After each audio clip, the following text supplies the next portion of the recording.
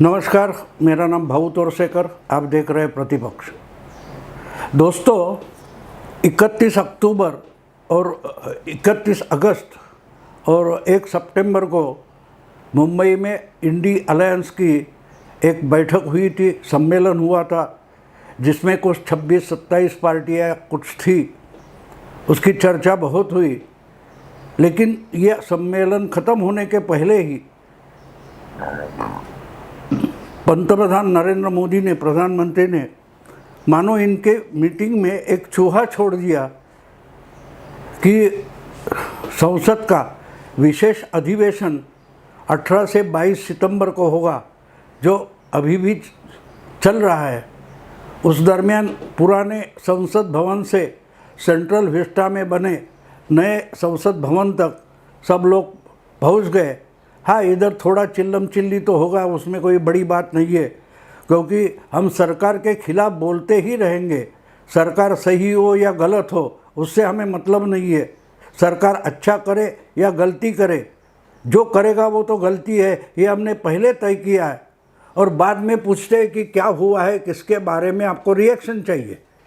तो रिएक्शन के पहले सरकार गलत है बोल देते हैं और बाद में पूछते हैं कि किस बारे में आप पूछ रहे हो। तो इस ढंग से अगर इंडिया अलायंस चलने वाली है तो उसका कोई भविष्य नहीं है। और ये पहले दिन से है, क्योंकि इंडिया अलायंस शुरू करने के आइडिया जिसकी शुरू की थी, उसको तो मालूम नहीं था इसका आगे चलकर नाम क्या होगा। तो वो थे नीतीश कुमार, जिन्होंने पटना में ये सब अलग अलग बीजेपी, एंटी बीजेपी पार्टियों की मीटिंग बुलाई थी। उसमें तय हुआ था कि अगला लोकसभा चुनाव मोदी को हराएंगे, और इसके लिए इतना ही तय हुआ कि फिर कुछ हिमाचल प्रदेश में इसकी मीटिंग होगी, मना लिया कहा, लेकिन वहाँ बारिश हो रही थी तो जगह बदल गई और बंगलोर में पहुँचे। और बंगलोर में इसका नाम अचानक राहुल गांधी ने इंडिया अलायंस कर दिया। अब उस पर भी चर्चा हो चुकी है, तो बोलने की ज़रूरत नहीं है। तो उस मीटिंग में अगली बार कहाँ बैठेंगे इतना ही तय हुआ, और मुंबई में बैठने का तय हो गया। तो शरद पवार और उद्धव ठाकरे ने उनकी क्या बोलते होस्ट करने की जिम्मेदारी उठाई और हो गया। और मुंबई में कुछ तय कर पाते इसके ही पहले नरेंद्र मोदी ने इनकी मीटिंग में चूहा छोड़ दिया। सब भगदड़ मच गई कि क्या होने वाला है, क्यों होने वाला है। तो कहने का मतलब दोस्तों ये है कि आप अगर ठीक ढंग से सोचकर कोई टारगेट तय करके, लक्ष्य तय करके मीटिंग करते हैं, तो दूसरा कोई भी आपको कितना भी डिस्टर्ब करे, वो बोला जाता है ना, जब द्रोणाचार्य के आश्रम में सब जो शिष्य थे उनको इकट्ठा किया गया धनुर्विद्या के लिए, और एक पेड़ पर कहीं दूर एक चिड़िया बैठी थी, और उस चिड़िया की आँख जो है वो बाण चलाकर फोड़नी थी। तो अलग अलग विद्यार्थियों को आचार्य जी ने पूछा, तुम्हें क्या क्या दिख रहा है। किसी को पत्ते दिख रहे थे, किसी को पेड़ दिखाई दे रहा था, किसी को शाखाएं दिखाई दे रही थी, किसी को चिड़िया दिखाई दे रही थी। एक ही ऐसा निकला जिसका नाम अर्जुन, वो बोला मुझे सिर्फ चिड़िया की आँख दिखाई दे रही है।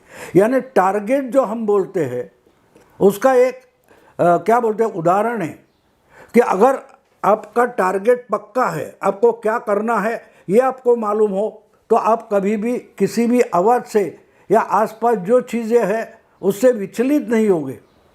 लेकिन जो इकट्ठा आने की कोशिश कर रहे हैं और बोलते हैं कि मोदी हमारा टारगेट है, तो आपको सिर्फ मोदी अगले चुनाव में क्या करेंगे इस पर आपका ध्यान होना चाहिए, ना कि 5 दिन का विशेष सत्र हो या उसमें आने वाली कोई जो प्रस्ताव हो या विधेयक के मसूदा हो, उस पर आपका ध्यान जाने की ज़रूरत नहीं है। आप इकट्ठे हो जाओ, हम कैसे आपस के जो मतभेद है वो हटाकर एकजुट होकर मोदी के खिलाफ डटकर खड़े हो जाए, ये आपको सोचना चाहिए। अगर वो सोचोगे तो ही आप जो लक्ष्य है उस पर से आपका ध्यान नहीं हटेगा। जैसे अर्जुन कहता था कि मुझे सिर्फ चिड़िया की आंख दिखाई दे रही है, वैसे ही आपको सिर्फ 2024 का चुनाव दिखाई देगा।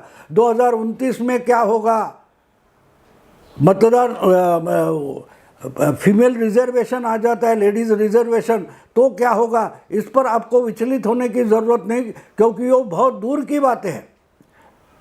लेकिन मुंबई में 1 सितंबर को जो कुछ हुआ, उसके बाद 3 हफ्ते निकल गए और आगे इंडिया अलायंस कुछ भी नहीं कर पाई है।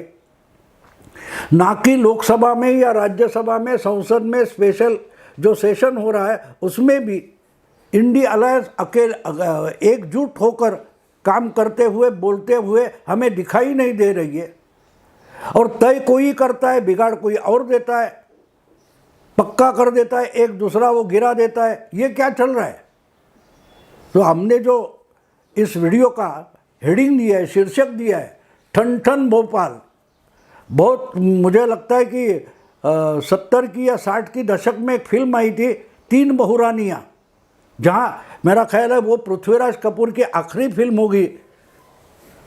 तो उनकी बहुरानियाँ जो थी वो घर ढंग से नहीं चला रही थी, तो बच्चों यानी पोते पोती को लेकर पृथ्वीराज कपूर एक गाना गाते हैं, उसमें ये आया है, आमदनी अट्ठन्नी खर्चा रुपया, आमदनी अट्ठन्नी खर्चा रुपया, ना पूछो हाल, नतीजा ठन ठन गोपाल। तो जो ठन ठन गोपाल है वही बिल्कुल इंडिया अलायंस के बारे में हो रहा है, क्योंकि इन्होंने मुंबई में बैठकर तय किया था कि अगली बैठक हमारी भोपाल में मध्य प्रदेश में होगी, और मध्य प्रदेश में बैठक होने से पहले एज फार एज पॉसिबल, जितना संभावना है उतनी हमको हर राज्य में, हर पार्टी जो इंडिया अलायंस में है उनकी कितनी जगह किसको देनी है ये तय होना चाहिए। ये मुंबई में पक्का किया गया, लेकिन आज तक यानी अभी सितंबर महीने के सिर्फ 8 दिन बचे हैं और अभी भी किस राज्य में किस पार्टी को इंडिया अलायंस के कितनी जगह लड़नी है ये तय नहीं हो पा रहा है, ना कि उसकी चर्चा हो रही है। चर्चा तो विशेष सत्र की हो रही है, महिला आरक्षण की चर्चा हो रही है। अगर महिला आरक्षण कर रहे हो तो राष्ट्रपति द्रौपदी मुर्मू को नए पार्लियामेंट में क्यों नहीं बुलाया गया, ये सवाल पूछा जा रहा है। लेकिन अगले चुनाव में मोदी जी को हराने के लिए एक के खिलाफ एक कैंडिडेट कैसे खड़े करने हैं उसके बारे में चर्चा करना ही इंडिया अलायंस की सब पार्टियां भूल गई है।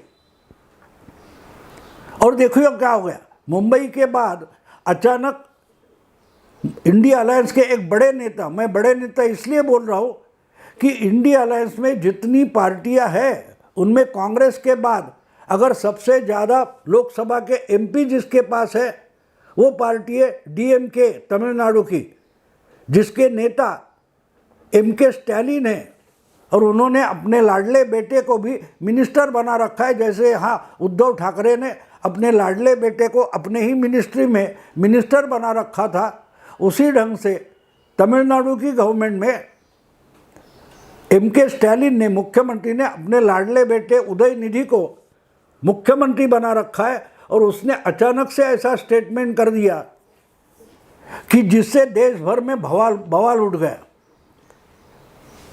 कि सनातन धर्म जो है, जिसको हम रोज की जिंदगी में हिंदू हिंदू हिंदू बोलते हैं, वो असलियत में सनातन धर्म है, जिसके फॉलोअर्स करोड़ों में है, तमिलनाडु में है और बाकी की राज्यों में तो भरमार है। तो उसको ही गाली देना उदयनिधि ने शुरू कर दिया। ये रोग है या कोई और है, डेंगू है वगैरह वगैरह, उसकी मैं चर्चा नहीं करूँगा। लेकिन इन्होंने जिस ढंग से सनातन धर्म को गाली दी है उसकी रिएक्शन पूरी की पूरी इंडिया में, पूरे भारत में आ रही है। अब इसका परिणाम तमिलनाडु में कुछ नहीं होगा, क्योंकि हिंदू धर्म मानने वाले, सनातन धर्म के रक्षक बनने वाले या उस पर अभिमान जताने वाले बहुत कम वोटर तमिलनाडु में है।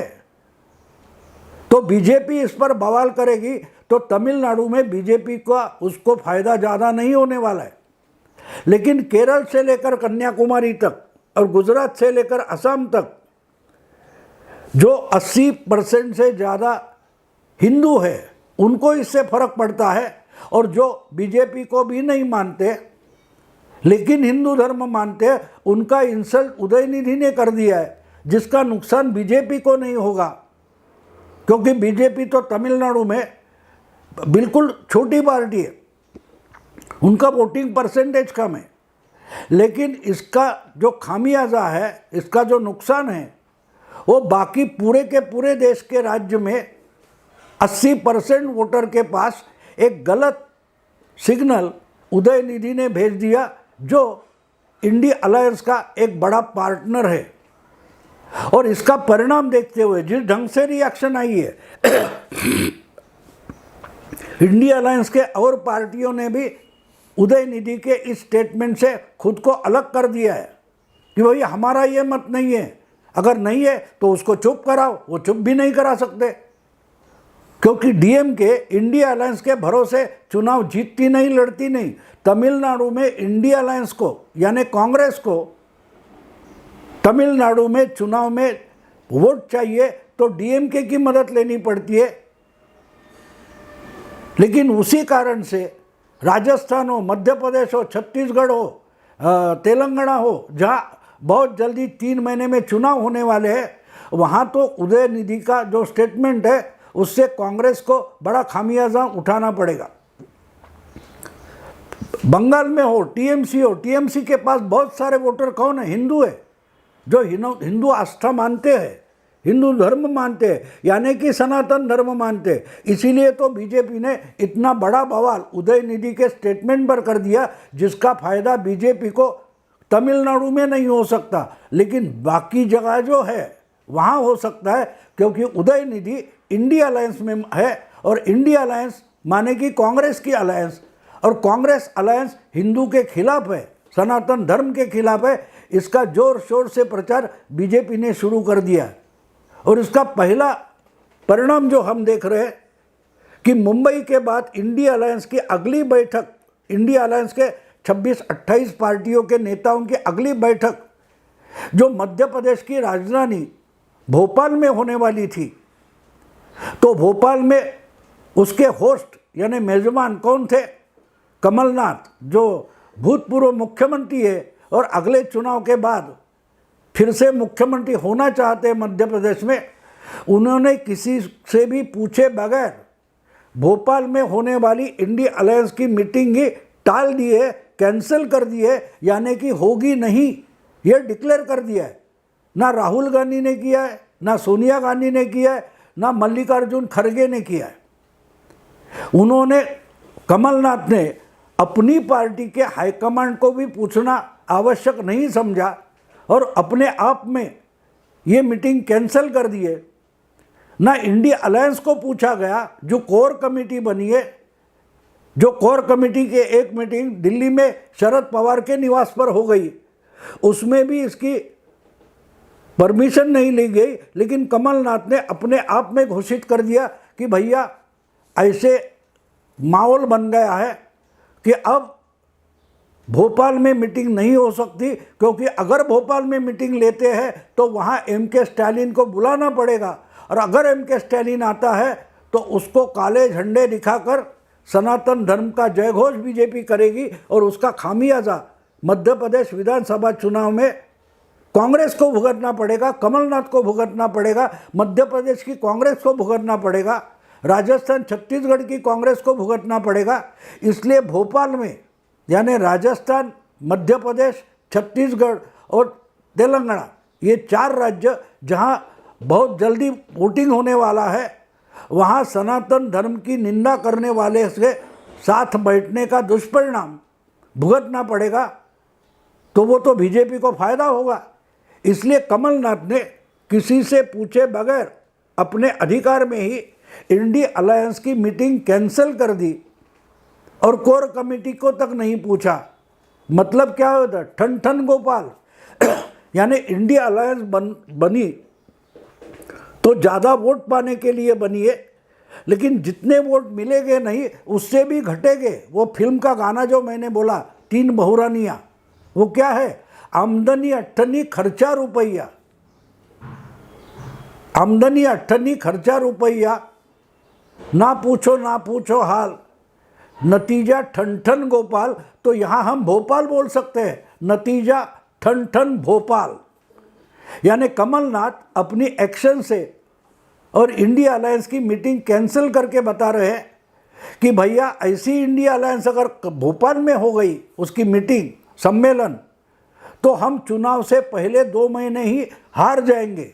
इसलिए हमें जिस मीटिंग में स्टालिन या डीएमके का कोई नेता आने वाला है जिसने सनातन को बदनाम किया है, अगर वो आएगा तो चुनाव के पहले ही हम चुनाव हार जाएंगे, क्योंकि बीजेपी को सबसे बड़ा मुद्दा मिल जाएगा।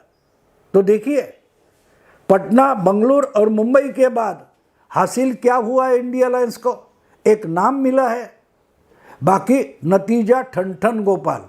दोस्तों, अभी यही रुकता हूँ। अगर ये वीडियो आपको पसंद आए तो लाइक कीजिए, शेयर कीजिए, सब्सक्राइब कीजिए। नमस्कार।